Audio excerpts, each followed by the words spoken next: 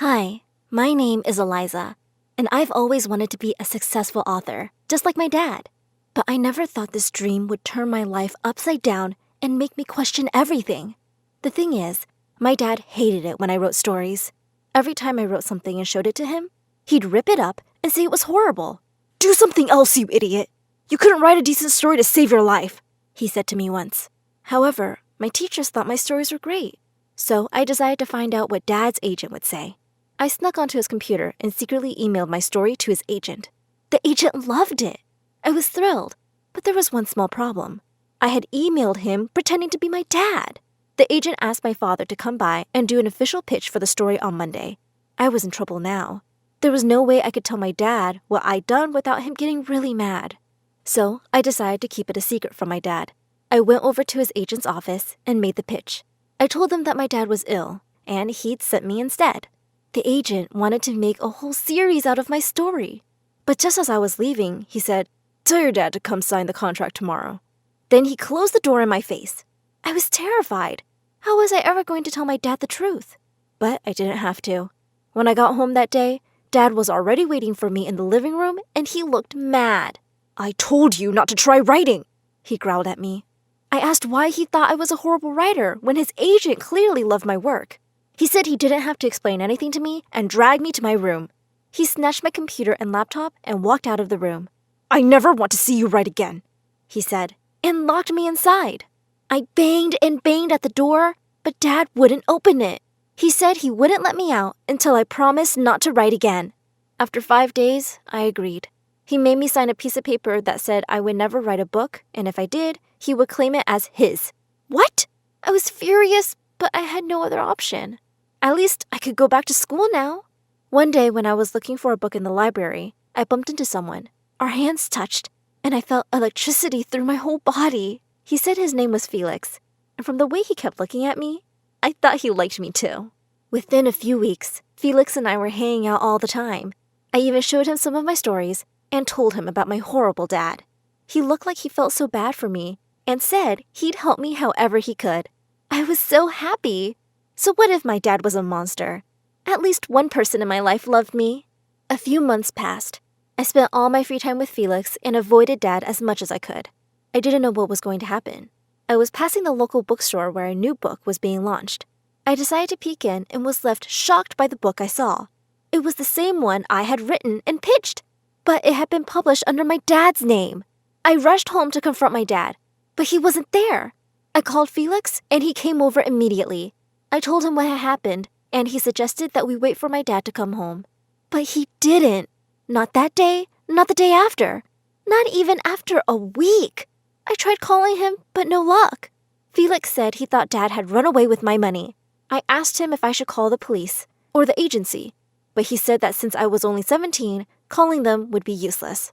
"All they'll do is put you in foster care and call you crazy," he said sadly. I started to cry, and he said that the better thing to do would be to write the next part and pitch to the agent. He said I'd turn 18 soon, so I could publish it under my name. Excitedly, I sat down and began working on my second book. I worked day and night, and a few months later, I told Felix I was close to completing it. He looked so happy and took me out on a date.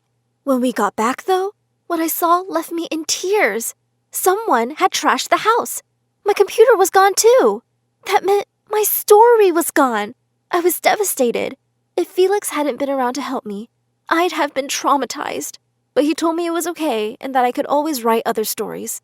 I refused and said I needed a break. Another few months went by, and I saw my second book published under Dad's name. That was it. I was calling the cops now. I called Felix, and he rushed home to me. He tried to convince me not to call the cops, but I was determined. There was no way I was going to let Dad get away with this. Not again. Just as I picked up the phone, Felix snatched it out of my hand. "You stupid, stupid girl!" he yelled. I was horrified and asked him what was wrong, but he didn't answer. Instead, he dragged me to the basement and locked the door. "What the hell, Felix?" I asked angrily. He laughed and said he was working for my dad.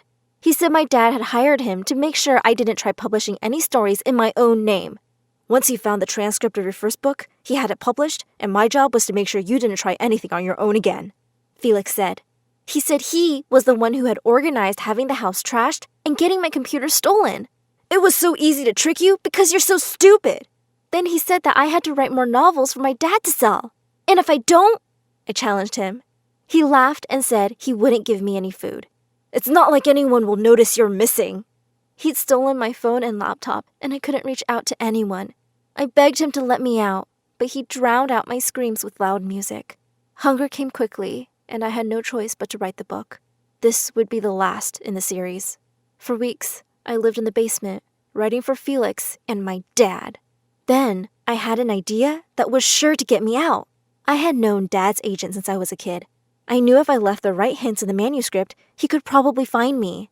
Sure enough, a week after I gave Felix the final draft of the novel, the police came banging on the door. Loud music was blasting in the house when 3 officers kicked down the basement door. I rushed out as fast as I could, relieved to be free. Felix, however, was nowhere to be seen. I was furious. I had to catch him, and I yelled at the police officers to work harder, but no luck. He was gone. In fact, he hadn't left any traces of who he was either. The only thing the police had was a sketch I had helped them make. They also couldn't trace my dad anywhere.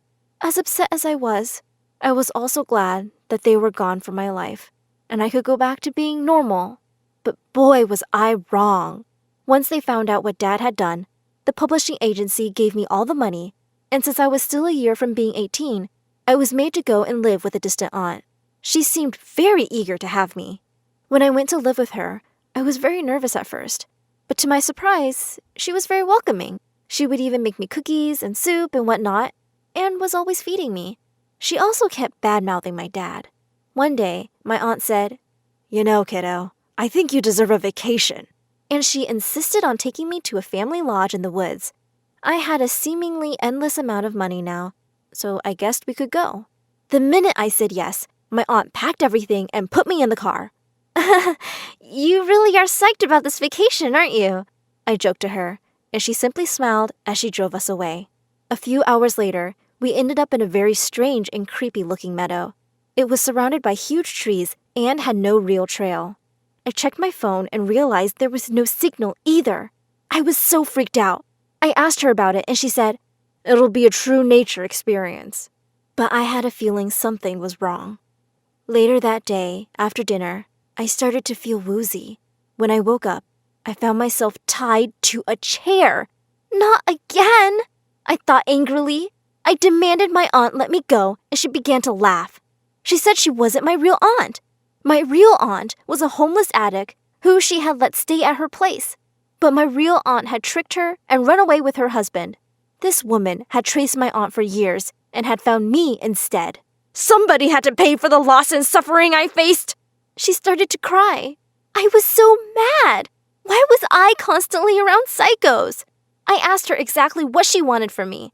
She said she just wanted to see me suffer. "You do look a bit like her." I rolled my eyes. Gosh, get over it, I thought. That night, when this woman, Linda, as she had told me, was asleep, I began to look around carefully. After what Felix had done, I had a habit of keeping a small blade up my sleeve, and since she had been acting suspiciously this morning, I'd taken care to sharpen it.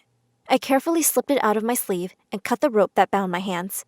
To my utter horror, though, as I was trying to free myself, the chair toppled over and Linda woke up. She screamed at me and lunged forward. I managed to run away just in time. Thankfully, the door of the cabin wasn't locked, so I grabbed my bag and rushed out into the darkness. I ran without stopping till I was sure I had lost her. I then realized that I was lost, too. I had no idea where I was and no idea where I had to go. I checked to see what I had in my bag and was relieved to see that at least I had some money. But I was so tired, I knew I had to stop. I sat next to a tree and tried to sleep in the cold. The next day, I woke up to someone screaming. Oh no! Had Linda found me? No, it wasn't. There was a man throwing pebbles at me. The guy looked so familiar, but I couldn't place him. He asked me who I was and why I was sleeping next to his tree. His tree? I sighed. Another psycho? I braced myself to run, but he motioned around him, and I realized that somehow I had stumbled into an apple orchard last night. There, some 50 feet away, was even a small house. I tried to come up with a convincing story, But he shook his head and said, "Don't tell me if you can't. For now, come inside and freshen up. You look like you've been to hell." I smiled at him and said, "I've been to hell and back." He took me inside his house, and I realized that I was suddenly, incredibly, wildly attracted to him. He was so sweet. After I had eaten, he offered me his room to sleep in. At first, I was reluctant, but he swore he wasn't a psycho killer. I double-checked the locks and went to sleep. When I finally woke up, I heard him yelling into the phone, "I will never tell you where she is. You're not going to take her away." Immediately, I jumped up. I just knew I had to get out of here. But the room had only one door and no windows. I figured I'd have to trick him. Acting sleepy and normal, I walked out and smiled at him. He smiled back, and for a minute, my heart melted. How could someone with such a beautiful smile be bad? I asked him if I could use his phone, and he said he didn't have one. But I knew what I'd heard. Over the next few days, this guy, Finn, wouldn't leave me alone. He never bothered me and didn't say anything, but he also never let me out of his sight and kept asking me to stay a bit till I was better and he could take me back to where I came from, safely. I still hadn't told him about me, though. There was no getting away from him. So, one day, I went downstairs and found him working in the kitchen. I had to admit, he looked so hot. I stared at him, walked up to him, and kissed him. He kissed me back and held me tight. Then I fainted. Well, basically, I pretended to faint. I hoped he would take me to the hospital or something, but I was wrong. As worried as he was, he didn't take me anywhere. But he did take out his phone to call someone. I was relieved to see him put it on the table. Just as I was about to grab the phone, I heard screaming outside. I jumped up and snuck out. I saw Finn. He was arguing with someone. It was Felix. I knew I had to get out immediately. It suddenly dawned on me that Finn had reminded me of Felix. They had the same eyes and the same smile. How had I not seen it before? Finn was going to hand me over to his psycho brother and my crazy dad. I ran downstairs and out the door. Behind me, I heard screams. They had seen me. I ran recklessly. I saw a car and ran for it, but there was already someone in it. When I saw who it was, I thought I had officially lost it. In the back seat, asleep, was my dad. I turned and tried to run the other way, but Felix jumped into my path. Finn was nowhere to be seen. I tried to grab a rock to hit him, but Felix was faster. In a few seconds, he knocked the stone out of my hand. I ducked to protect myself and hit my head on the car behind me. Everything began to fade. Just before I passed out, I saw Finn run out and he was covered in blood. He pulled Felix off of me and punched him. After that, everything went black. When I woke up, I remembered what had happened. I tried to get up, but I couldn't. Oh no! What had the brothers done? Was I back in the cabin? The basement? Was it Linda? I dared not to open my eyes. Finally, I heard a soft sobbing. "I'm so sorry. This is all my fault." It was my dad. I opened my eyes and saw him in the bed next to me. He was covered in bandages. Between our beds sat Finn. I gasped and tried to run, but all of a sudden, I realized I was in a hospital. I saw a nurse and finally figured that Finn couldn't hurt me in public. I began to scream. He begged me to stop. The doctors rushed in and asked me to listen. Finally, Finn told me the truth. "Your dad never ran away with your money. Felix had kidnapped him, too," he said.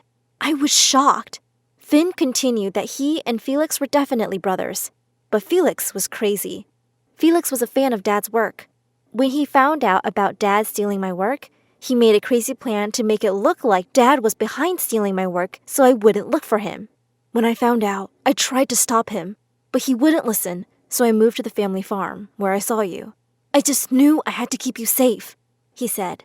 He told me that Linda, who knew Felix, was looking for me and had told him I was probably on the farm. Thankfully, they were both sent to jail. Finn testified against them both.